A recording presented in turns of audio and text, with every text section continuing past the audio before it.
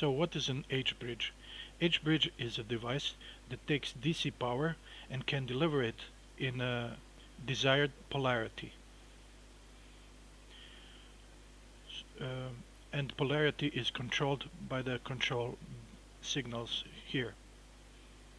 So we can have this DC motor spinning that way, or we can have this DC motor spinning the other way.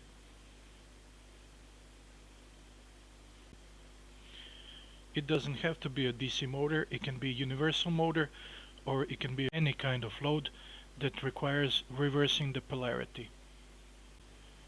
So why is it called an H-bridge? It's called an H-bridge because the schematic resembles the letter H. Simplest H-bridge can be built with switches, and as you can see here, if we want the load to have this polarity, we close this and this switch, and also if we want to reverse the polarity, we close this and this switch and open these two.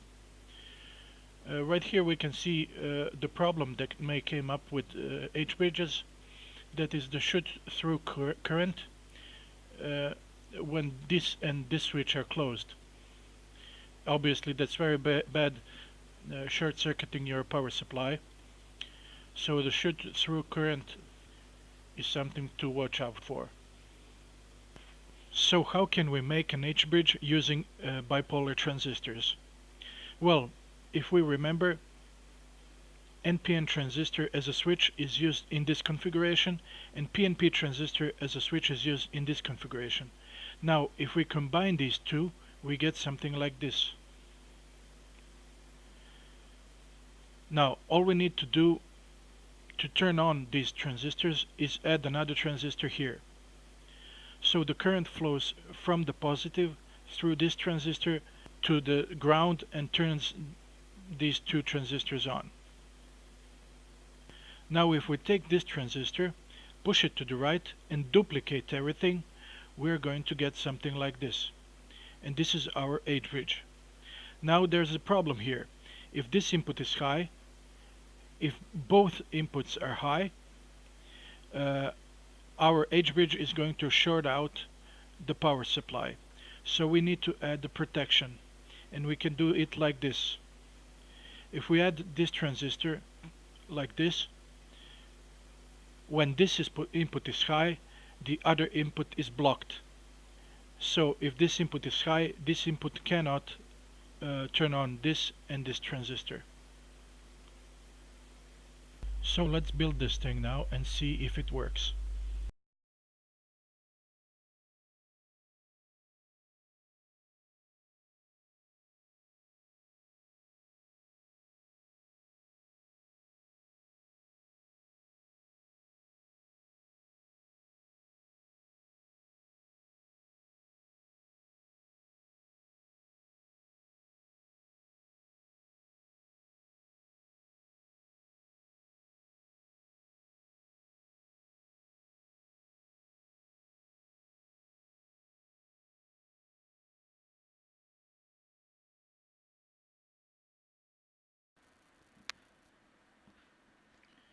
So this here is the input. It's connected to this power supply.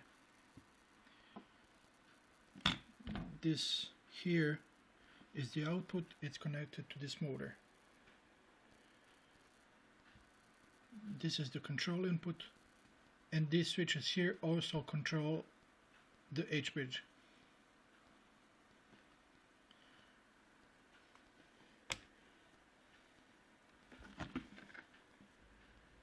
So if I press this, it rotates one way. If I press the other one, it rotates the other way. If I press both of them, it will not blow up, it will just rotate in one direction. So I'm pressing both of them.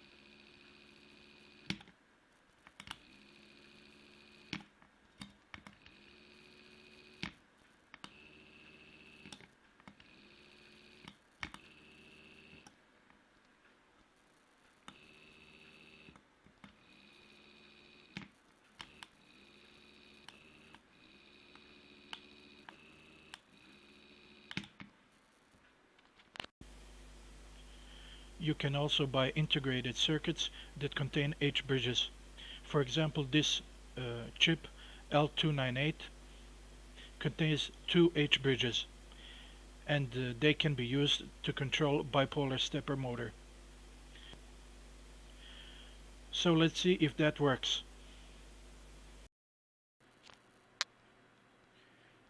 So this is the bipolar stepper motor. This is the parallel port. This is the power supply. I'm just using an old power supply with a shorted pass on pin to ground. And this is the H bridge chip. This is the H bridge chip.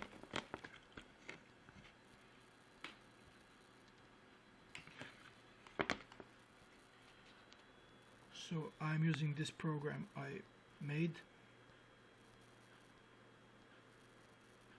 You can see I can control the speed, the direction, and when it starts and when it stops. So space is start stop. Let's hit space.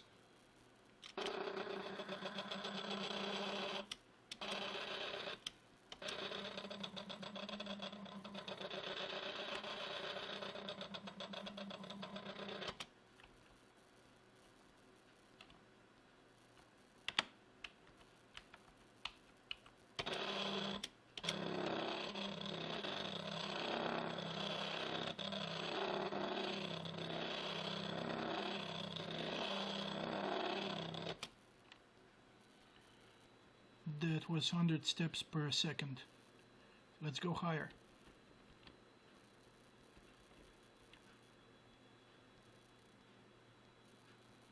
"200 steps a second.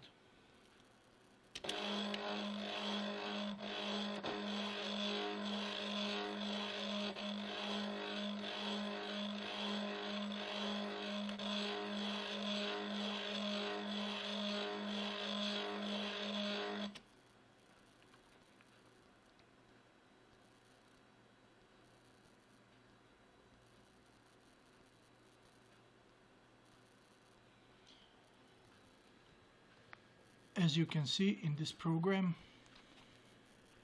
I can select the port, I can start stop the motor, I can increase and decrease speed, I can change the direction, I can do single steps, I can control the steps per second, and I can see total steps in the end. Source code for this program will be on GitHub. Link down below.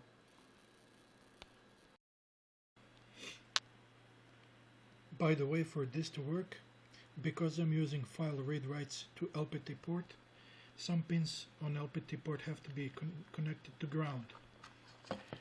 As you can see here,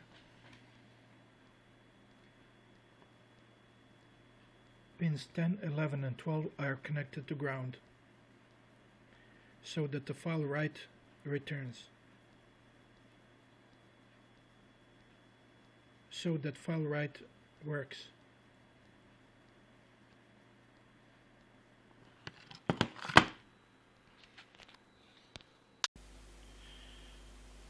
If you want to make an H-bridge out of MOSFETs, you can use a chip like this, which is a MOSFET gated driver. It's an IR2101. You can use two of them to make an H-bridge. Or you can use optocouplers to turn on the MOSFETs.